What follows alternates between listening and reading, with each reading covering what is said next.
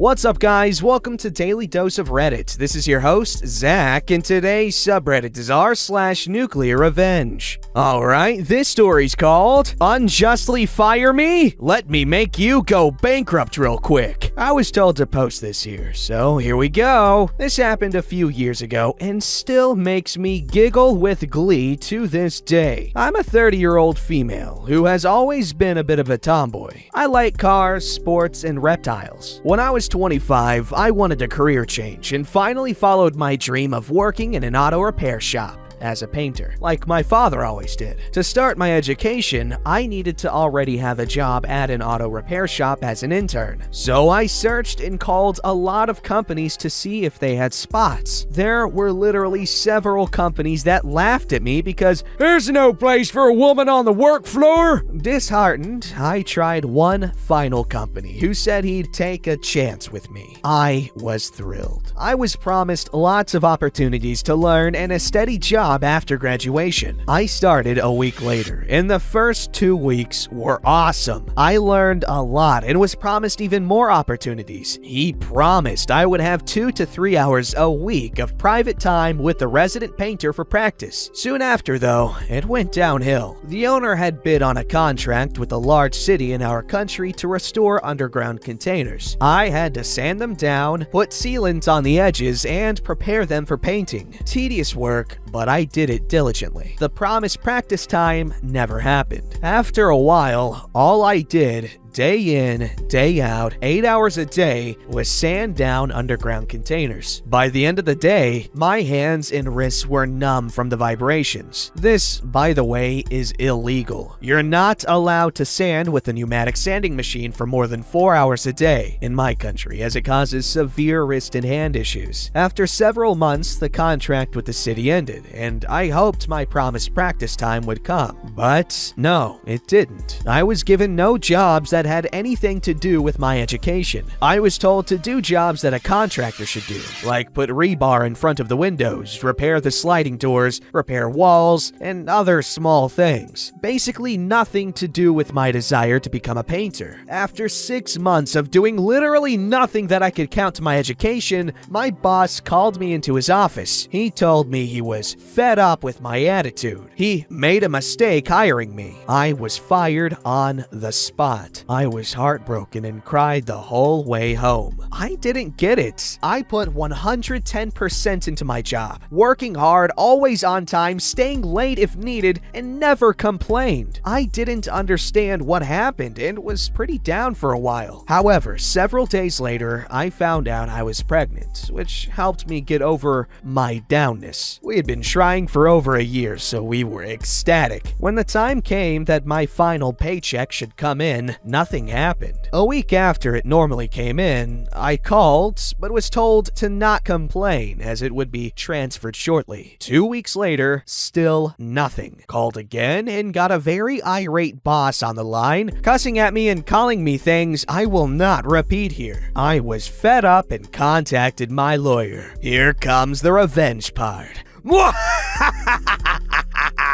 In my country, there's apparently a few laws that my boss broke without me even knowing about them. First, you're not allowed to fire somebody without reasonable cause. You need to document bad behavior and give the employee a write-up. After 2 write-ups, you're allowed to terminate. My boss never did this. Unlawful termination can end in a fine, and the employee has a right to get as many monthly pays as the employment contract would have continued if the employee wasn't terminated. I had a right to another 6 months of pay. Second, you must pay the final paycheck within a week of termination. We were now going on week 4. After the first week, an employee is entitled to compensation of up to 100 euros per day of not receiving their paycheck, meaning I was now entitled to at least 2,100 euros extra pay. My lawyer wrote up a letter to my boss stating we would be pursuing my legal rights. He didn't respond. A week later, we send another letter, increasing the compensation for late payment as we went. After a month of my lawyer not getting any response, suddenly I receive my pay. No compensation, nothing, just basic pay. My lawyer recommended to go to small claims court, and so we did. Mind you, it takes about 3 months before you can appear before court. He didn't even show up in court, but sent a statement through his lawyer saying how I was a horrible employee, blah blah blah blah blah.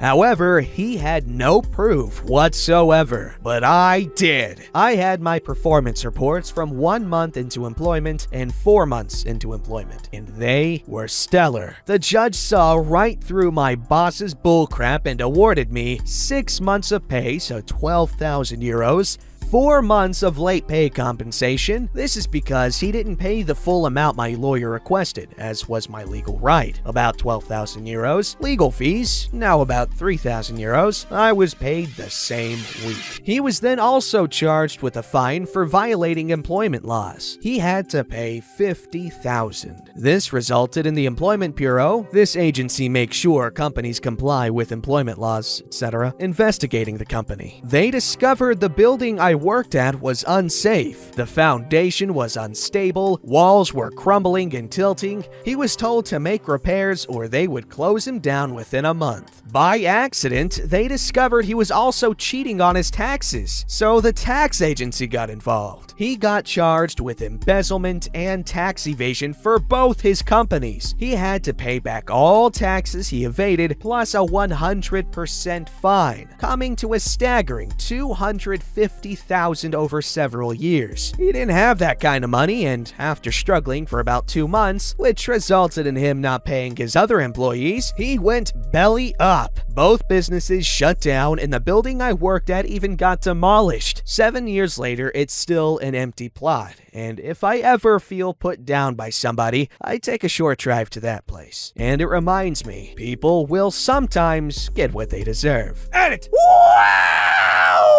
The response to this has shocked me, and I wanted to answer some common questions. 1. I'm from the Netherlands, and yes, I'm using dollars and the name IRS, mostly because I wanted to make this post easier to read for everybody. I'll not use them in the future as it seems to confuse some people. Sorry about that. 2. My colleagues lost their jobs too, though they did encourage me to seek justice. They too were wronged by him. First off, he let them work in an unsafe environment, which he knew was unsafe. And after I left, he asked his employees to work for free as he had financial issues, which were later proven to be untrue. At that point anyway. Most didn't accept this and left the company. The ones who stayed did lose their job when he went belly up. I kept in contact with most of them. 2 went into early retirement and are happily enjoying it. Others have moved on and found better jobs within the week. I did feel guilty at first, but the end result, including my colleagues finding better employment, made it worth it. 3. Yes, I did find another painting job for about 3 years, after which I got ill and now waiting on a kidney transplant / also in a wheelchair. Genetics, not environmental. 4. Kid is doing fine. He's 7 now. The sweet age of them being awesome and slightly annoying all at the same time. First of all, OP, that's so cool of you to do what you want, despite any adversity or bias against you. You're a badass. And also, I really hope your health issues improve, because kidney problems, they suck from what I've heard. Alright, this story's called Pick Your Battles a Little More Carefully. Originally posted in Petty Revenge. Was recommended that I post it in Nuclear Revenge?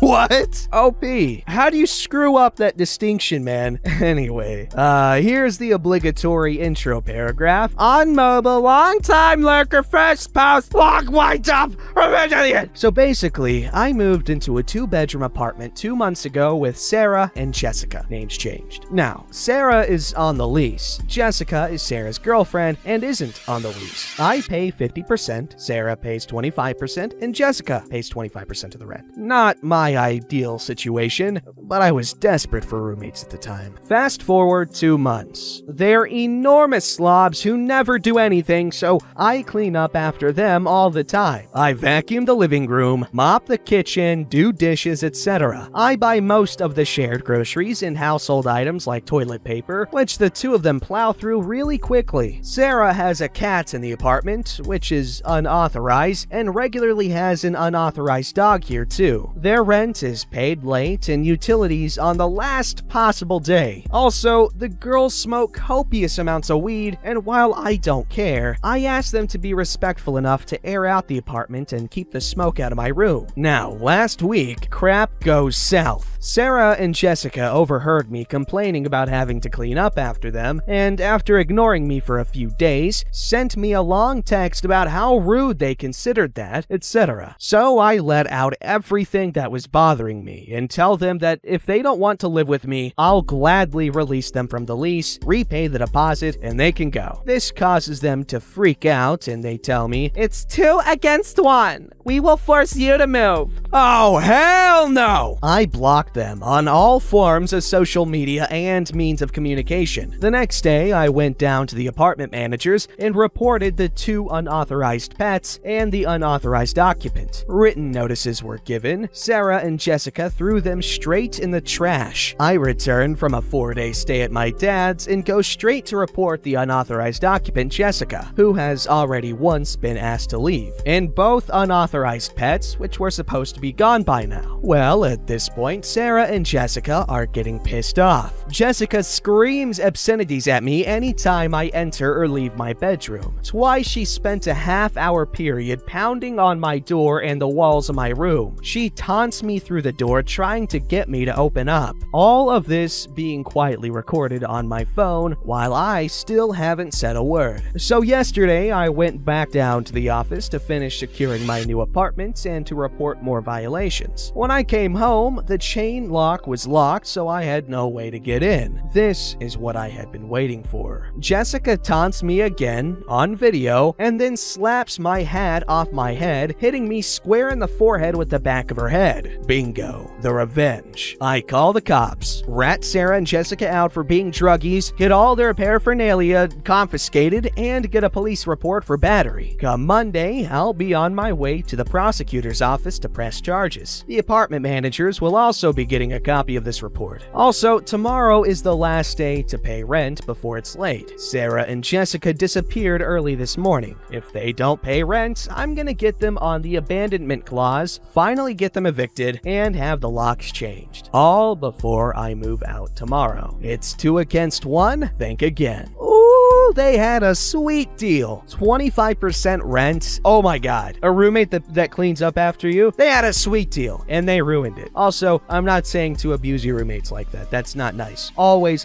do your part. Unless you have a wife. I'm kidding. I'm making fun of sexists, not women. Satire. I gotta squeeze that in there. Alright, this story's called Assistant from Hell. Let me preface this by saying that I'm still going through some mental issues because of what happened in this story. Background, I was born with cataracts that later became glaucoma when I turned 5. After some years, something happened that caused me to lose all vision in my left eye. This meant that I needed an assistant for the rest of my education. Now that you're all informed, the story. When I was starting middle school, my parents found an assistant to help me with moving around my school. I'll call her Ella for simplicity's sake. Anyway, Ella was friendly to me and my parents, so they didn't have to worry. Ella did her job and she was very friendly with me. And then it began. One day, Ella didn't come to school. She called my dad saying that she got in an accident on the road. It was fine, she got in an accident. It wasn't her fault. I spent the first 2 weeks of school trying my damnedest to explain why I couldn't write the work and give a convincing argument, and walk around without bumping into every wall and person. On top of that, Ella became more and more hostile as the months went by. She then began telling me awful things about my appearance, my personality. She even talked crap about my parents to other teachers who were just as scummy as her. The only reason why I didn't say anything was because she made me think that doing so would get me expelled. Me being a stupid 13-year-old, I believed her, right? 13-year-olds are so stupid. God, I hate them. 14-year-olds and 12-year-olds, you're alright. But 13-year-olds, stay away. I will destroy you.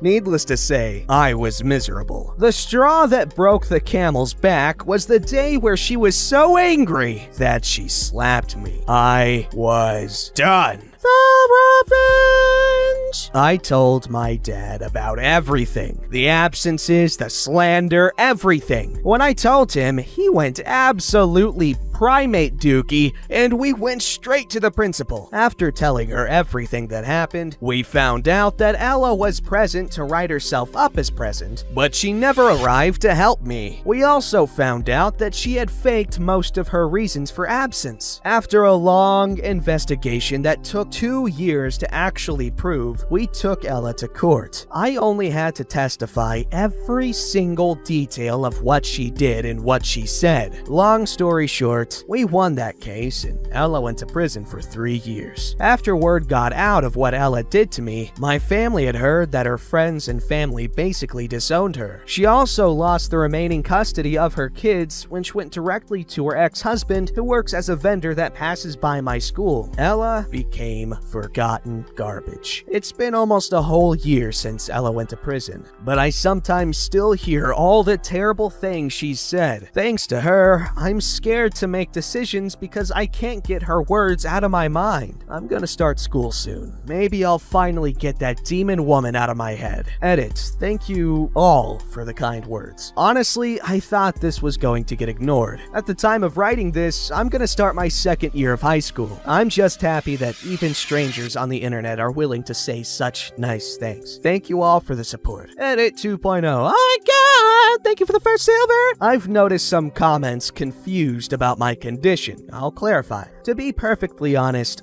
I don't really know how it happened. I don't remember since it was a long time ago, at least for me. After Ella stopped being nice is when I started seriously learning how to use a cane for blind people. Okay, that's incredibly messed up and terrifying. Sad thing is, a lot of this stuff goes unnoticed and unpunished for years and years. Like, you've heard all these horror stories about, like, assisted living places and how they abuse and other things to the patients and people living there. It's terrifying, as a lot of the time these people are in a position to be manipulated easily, be it through intimidation or just straight up deception. Anyway, OP, I hope everything gets better. This is an older post. Here's hoping that they're feeling a little bit better. Alright, this story's called A Boy Murders His Family's Killer. Definitely nuclear. In World War II, Eliyahu Itzkovitz, I hope that's right, Eliyahu Itzkovitz? I don't know, I'm sorry. Was a Romanian Jew held prisoner in a concentration camp. At the age of 13, he witnessed his family get murdered by a guard named Stanescu? What a chump. That's a chump's name. He vowed revenge. After the war, he received permission to emigrate to Israel, where he joined their defense force. He never forgot about Stanescu and frequently asked about him. Soon, he got word that Stanescu had made it out of Romania at the end of the war and had fled to France, where he joined the French Foreign Legion. Itzkovitz waited for his opportunity. Sometime later, Itzkovitz was serving on an Israeli warship that had docked in Italy. He deserted and made his way to France, where he also joined the French Foreign Legion. After basic training, he asked to be sent to Indochina, where Stanescu was fighting. It took some doing, but eventually Itzkovitz got himself assigned to Stanescu's unit. Then he waited patiently. There was a firefight, and Itzkovitz and Stanescu were pinned down and awaiting reinforcements. Itzkovitz called out in Romanian, "Stanescu! You are Stanescu, aren't you?" Yes, but Staneshu, I'm one of the Jews from Chisnau. Then Itzkowitz emptied his machine gun into Staneshu's chest. He was brought back to Israel and tried for desertion. Given the circumstances, he was only sentenced to a year. This is a really cool story from history. An innocent kid got his innocence taken from him, and he did his work to get it taken back. Don't forget to like, subscribe, and hit that bell to never miss an episode.